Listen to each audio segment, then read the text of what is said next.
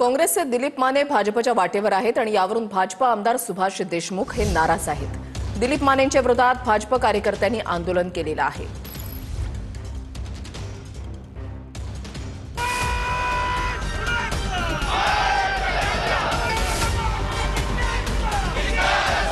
सोलापुरातले काँग्रेसचे माजी आमदार दिलीप मानेही भाजपच्या वाटेवर आहेत। मानेंच्या भाजप प्रवेशाच्या चर्चांमुळे भाजप आमदार सुभाष देशमुख नाराज झालेत।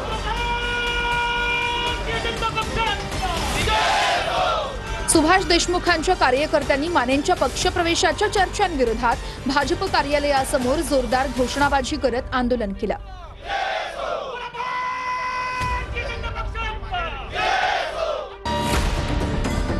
कार्यकर्त्यांच्या आक्रमक पवित्र्यानंतर सोलापूर भाजपच्या शहराध्यक्ष रोहिणी तडवळकर आंदोलकांची समजूत काढण्यासाठी आंदोलनस्थळी दाखल झाल्या। भाजप कार्यकर्त्यांनी त्यांच्यावर प्रश्नांचा भडीमार केला।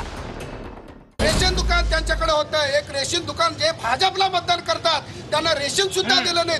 अशा लोकांना तुम्ही जर पक्ष प्रवेश करत असेल तर गावामध्ये आम्ही कुठल्याच तोंडाने जायचं नाही। पक्ष प्रवेशाचा निर्णय हा प्रदेश लेवलवरती होतो। या सगळ्यांचे पक्ष प्रवेश माननीय प्रदेश अध्यक्ष रवींद्रजी चव्हाण आणि पालकमंत्री महोदय यांच्यामध्ये समन्वय होऊनच होता। त्यामध्ये बापूंना पण यामध्ये घ्यावं अशा प्रकारची मी विनंती। सर्वसामान्य कार्यकर्त्याच्या भावना आहेत की लुटून खाणाऱ्या याच्या विरोधात आम्ही काम केलं। त्यामुळे तुमच्या सगळ्यांच्या भावना मी प्रदेश अध्यक्षांना पण उद्या सर्वसामान्य नागरिक काय म्हणून मतदान करतील तुम्हाला? मला नाही, तुम्हाला।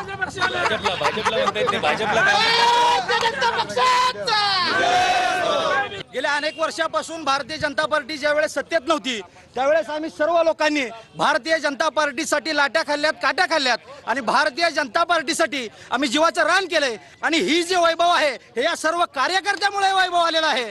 आणि जर या वैभवाचं जर शिखरावर हे वैभव जात असताना जर कुणी आयरा गैरा सैरा जर येऊन आमच्यावरती जर नेतृत्व करण्याचा प्रयत्न करत असेल तर ते हे भारतीय जनता पार्टीच्या सर्वसामान्य कार्यकर्त्याला मान्य नाही।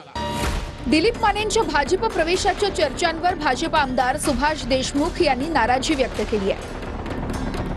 हे मला तर असं वाटतं गुप्तचर पद्धतीने आत आलेत आणि परत गठ्ठ्याची गठ्ठा घेऊन जाण्याची भीती आहे। तुम्ही मला बोलावलं म्हणून सांगतोय की मग विश्वासात म्हणजे काय असतं, एखादा बाबा निरोप देणं किंवा ह्या लोकांना घ्यायचंय आपल्याला, किंवा आता आपली काही किंमत बी नसेल, एखाद्या जिल्ह्यात आपल्याला कोण ओळखत नसेल, आता डिस्कार्ड झालेली माणसं असतात तसं एका असं डिस्कार्ड करून टाकलं असेल, आपल्याला कशाला विचारायचं असं बी असू शकत माहीत नाही।